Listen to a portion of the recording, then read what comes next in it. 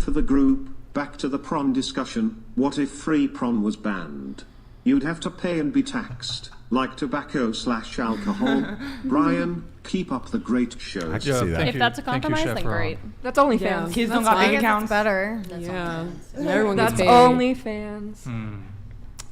I don't know what's better. 'Cause when it's if consensual. It's like paywalled 100% versus. I'm not necessarily saying anything against the fact that there's two consenting adults interacting in a sexual manner. That's up to them. They have the right to do that. I'm saying that I think that it's a net bad for the reason that people are creating parasocial relationships with somebody that does not exist, and that is also harming their dating life. It's harming their mental health, their ability to interact with individuals, especially in a romantic sense, and it affects their hormones. You can argue that with celebrities too. People make social media. Yeah, there's people. I'm not saying that there isn't an argument for that. There absolutely is an argument. We can't ban everything, right? Parasocial relationships are something we're going to have to like evolve to understand. There's studies behind progress. parasocial relationships that it can lead to people like becoming more social. While yes, I agree that unhealthy parasocial relationships exist, it can help people become more social. There's like entire I think what you're talking about are people that deal with some sort of like disorder, anxiety, maybe on the autistic spectrum, and they get married to someone on World of Warcraft or something like that. I think you're dealing with outside, like 2 standard deviations outside the norm with something like that. And I want to like say I completely agree that there definitely is like unhealthy versions of prawn. Like I do not like Pornhub at all. Like I think that there's a lot of problems behind that. But I'm completely on board with like stuff like OnlyFans and like a prawn that requires like more art, like hentai and stuff. So because it's not affecting anybody personally, like as trafficking and stuff. And it's not as easily accessible to children to just like open up their phones and see the most like vile, disgusting things for their brain. Yeah. So I mean, for the OnlyFans thing, I understand the argument in terms of creators being their own managers and being able to benefit in that sense and be their own boss in a way. I can understand the argument for that in the sense of OnlyFans compared to other options. But like I said earlier, there's less censorship around OnlyFans because it is not a pornography website. It should be. At this point, it should be. It was not created for that purpose, but there's no regulation around it. Therefore, people can post whatever they want, basically. But because there are no regulations, there's no like proper age verification. There are lots of stories. I think there's a lot of issues with OnlyFans. On what? Fans and there is improper age verification on OnlyFans? Yes, you're not required to submit your ID and a picture of yourself. You can fake an ID. Yeah, I was going to say there have been many stories of but the average OnlyFans user is like 29 years old anyways, so. But I do think that the popularity of OnlyFans, like I'm for OnlyFans, but I'm also, it does need to be regulated because joining OnlyFans very early on, like at age 18, is very unhealthy for a woman. Absolutely. Well, there are many people that have joined underage because it does they'll come use from somebody else's ID. There's a lot But it's a lot more of unhealthy to watch it when you're young rather than to be a part of it when you're older. People are going to have urges that like. But what's the solution? You can't just ban it altogether, right? So you do the best that you can, and if there are people that get by through that, then there are people that get by through that. That's the nature of society and human flaw. Like, I don't understand. Did you guys see Utah now? Like, you have to, I think you have to upload, like, if you go on any plus 18 site, you have to, like, upload your ID and, like, your full name. That's the same thing for like OnlyFans. Yeah, we're talking about two different things. She is talking about a creator. You're talking about using. She's saying as a creator. No, I'm saying like in Utah, if you're a random Joe Schmo and you go on Pornhub.com, before you can enter, you need to give your information. Oh, sorry. You need to give your information. I think that's a good idea. Shout out to Utah. I find it's a little intrusive. Why? Everyone. That's a great idea. If you want to engage in plus 18 websites, then you should have to verify it. If you want to buy alcohol, you have to show your ID. Josh donated $99. Thank you, man. America, look yourselves in the mirror and ask yourself, would I give up my right to view pornography to destroy the extreme negatives from the industry and restore the dating marketplace for all ages and the traditional family? Politics have blinded you. Honestly, though, thank you, Josh, for your TTS. Honestly, like, prawn ain't the best.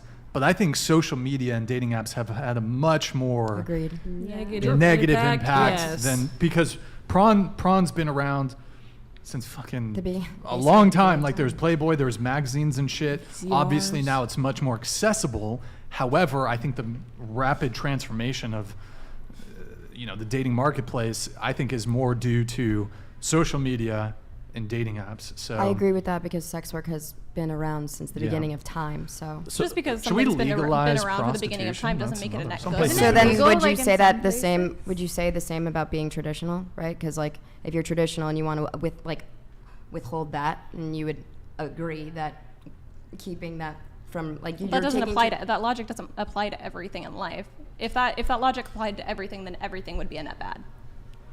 That's not true. Can you? I would explain? 100% ban porn, 100%, because I started having a porn addiction at the age of 7 years old, and I'm looking back. But not everyone's gonna have. Not that problem. everybody's going to, but I'm gonna tell you right now how that affected my life, my relationships. I wanted to recreate them scenes instead of being a part of a normal relationship. I definitely. So like that, none of the dating apps, social media made me want to do that. Here's the thing. So what has done, Dr. Andrew Huberman does a really great, he has some very great speeches on this. You guys can look it up. He went on Joe Rogan and had a very eloquent description.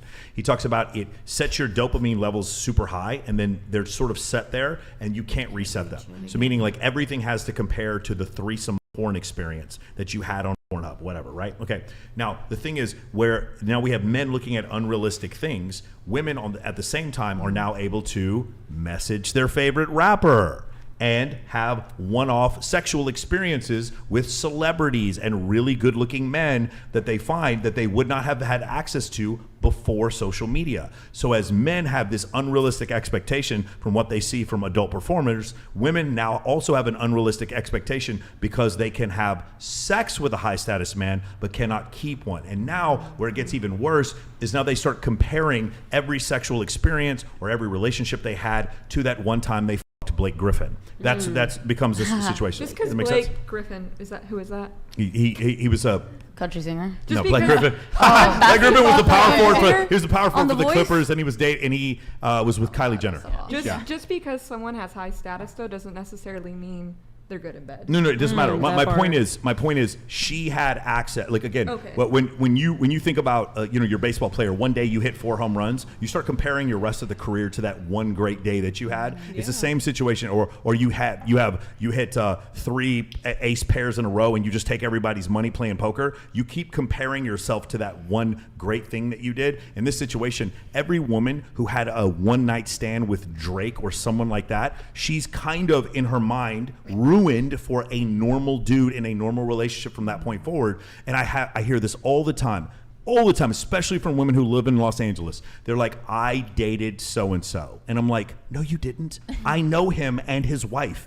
He f***ed you for sure, maybe twice. You never dated him. If I look up pictures of you and him on a red carpet somewhere, there are none. There's pictures of him and his wife. You never dated him. And the fact that she even has the mental, the thought, the imagination that she dated him. Now think about that. In her mind, now that's what she compares every relationship to. So she ends up dating a fucking shortstop for the Dodgers, or ends up sleeping with him like 2 or 3 times. In her mind, she dated him, and now every single person she dates from that point forward has to make the $20 million a year guaranteed contract, has to be this tall, and in her mind that's who she wants. And when things are dissatisfying in the relationship and the shortstop texts her in the middle of the night, she is just far more likely to go back to him. Does everybody understand? That is how social media has fucked up dating. Yep. That's how it is.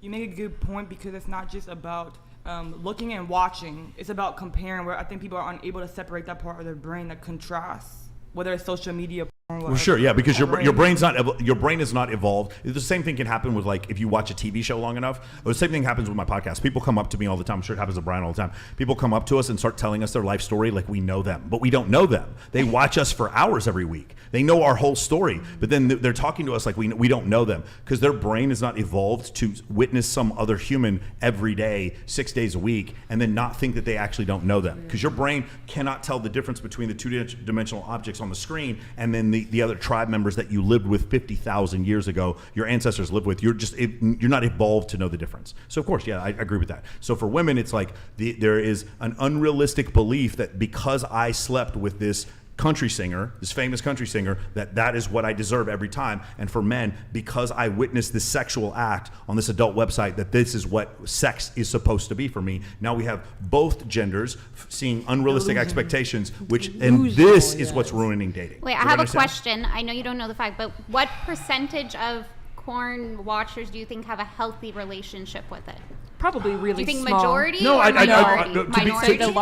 To be honest with you, here's what I think. It depends on how much they watch, and there's so many people that watch adult content that I'm sure some of them do have healthy relationships. Yeah, but in general, like there's a lot of people who don't watch adult content who don't have healthy relationships. We have a 53% divorce rate in this country, and 78% of divorces are initiated by women. So like I don't think no one's winning right now. Okay, the only people who are winning are like puritanical Christians who get married as virgins. Like they're the only people. Shout out to Ruslan. I know he's going to clip this. Like they're the only people who are like actually doing well. The rest of us are just like slightly better than chance. That's what's happening.